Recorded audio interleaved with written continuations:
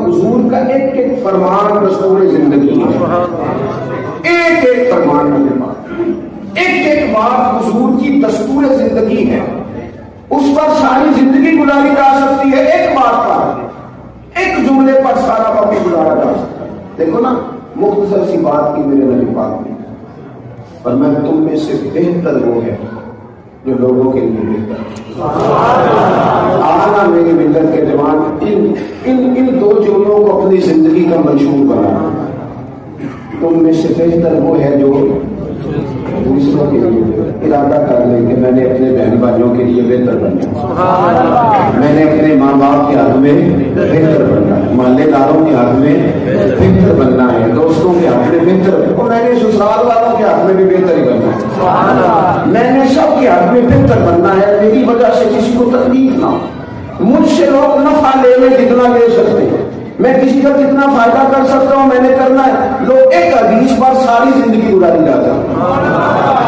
ساری زندگی ایک حدیث پر، ایک روایت پر، کیا کروں میں؟ ہمارے تو اسکولوں کی دیواروں پر ہم نے انگریزوں کے قول لکھ دیے، پتہ نہیں دوسرے ساری یاد ہو گئی ہمیں، اس لیے اب ہم کبھی کبھی کرتے ہیں،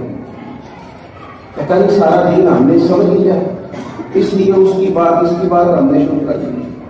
اور میرے بھائی، نبی پاک علیہ الصلوۃ والسلام نے جو خوبصورت دستور حیات ہمارے لیے چھوڑا اور اس کے اندر کاملیت، میں آپ کو بتاؤں، کتاب و سنت سب سے پہلا کام آدمی کے لیے یہ کرتی ہے، قرآن و سنت سب سے پہلا نفع بندے کا یہ کرتا ہے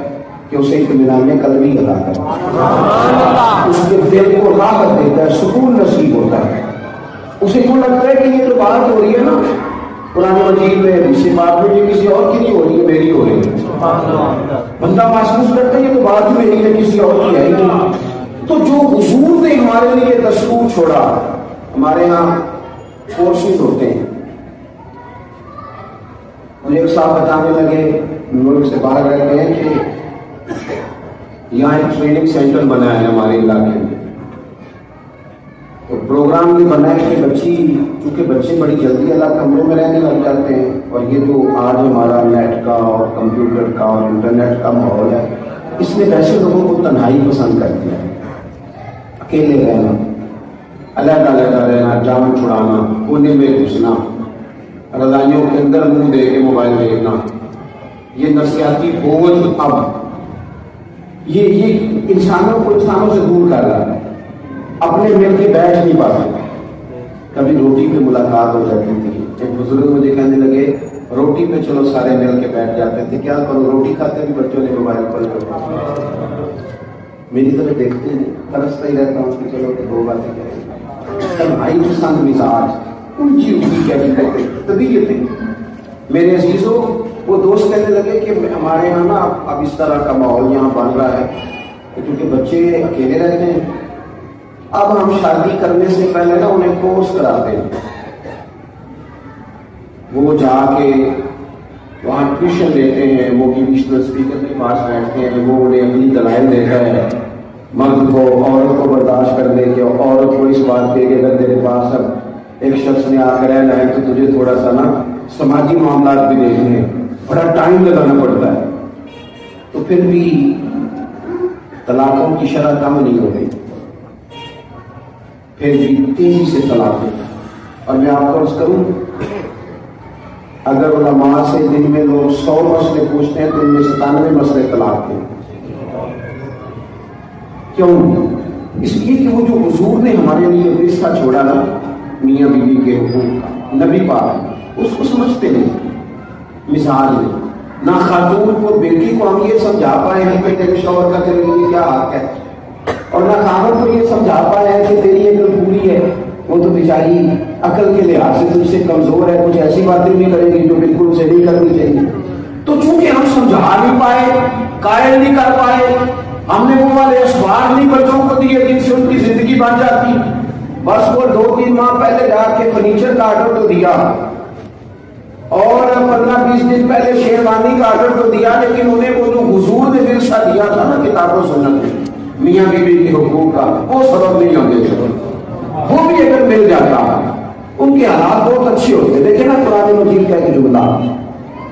آیا مبارکہ کا ایک حصہ ہن لباس لکم وانتم لباس لہن، عورتیں مردوں کا لباس ہے اور مرد عورت کے لیے لباس، ہمارا لباس ہے اور تم ان کا لباس۔ ایک جملہ یہ تعریف جو قرآن مجید نے کر دی ہے کہ آپ کو کہیں مل گئی ہے،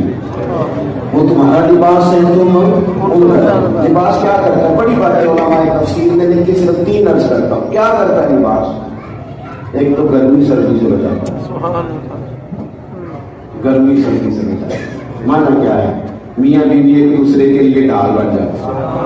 بچاتے ہیں ایک دوسرے کو۔ محفوظ بنا گاہ میں سمجھتی ہے خاتون جب اپنے شوہر کے پاس ہوتی، اور نبی پاک صلی اللہ علیہ وسلم نے فرمایا جب تم نکاح کر لیتے ہیں تو تیرا ایمان مکمل ہو گیا، اب تیری خواہشات ٹوٹ کر بکھر کر غلط چیزوں کی طرف نہیں جاتی، ایک دوسرے کو بچا رہے دونوں۔ اور دوسرا لباس جو ہوتا ہے نا وہ عیب چھپاتا ہے۔ آپ کی کمر پہ کیا کچھ ہے، بس کرتا پہن لیا تو کسی کو نظر نہیں آتا، کہاں کہاں دھبے ہیں، کہاں کہاں کیا کچھ ہے، کسی کو نہیں پتا۔ میاں بیوی ایک دوسرے کے عیب چھپا جاتے کچھ چھپا جاتے ہیں، ان کو اللہ تبارک و تعالیٰ نے ایک دوسرے کے لیے ایسا بنایا ہے کہ عیب چھپ جاتا ہے۔ اور تیسری بات علماء تفسیر فرماتے ہیں کہ لباس سے بندہ سونا لگتا ہے، لباس سے بندہ سونا لگتا ہے۔ آپ خالی بنیان پہن لیں، پاجامہ کا تامت باندھ لیں تو آپ اتنے مرضی بھی موزز ہو تو اچھے نہیں لگتے، لیکن اگر آپ کرتا پہن لیں استری کرا کے، اور اگر اللہ توفیق دے ایک ویسٹ کوٹ بھی ہو، اور اگر کبھی نوکری بھی ہو تو بندہ ویسے ہی معزز ہے۔ لباس زینت ہے نا،